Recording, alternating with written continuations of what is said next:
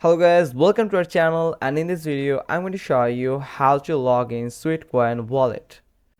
First, you need to log into your Sweatcoin account in your Sweatcoin application.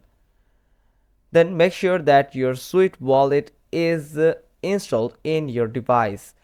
If you're Android user, install it from your Play Store, and if you are an iOS user, install Sweet Wallet from Apple Store.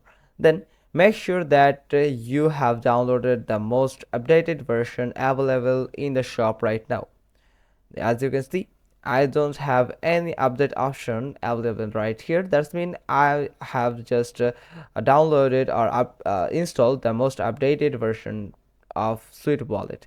Now click on Sweet Wallet, and here you will find continue with Sweetcoin, or you also can continue with the Google account that you have, but we are going to continue with Sweetcoin.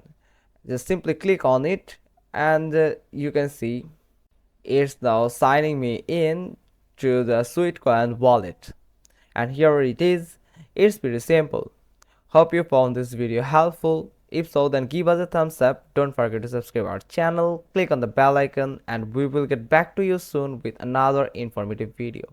Thanks for watching. Till next time.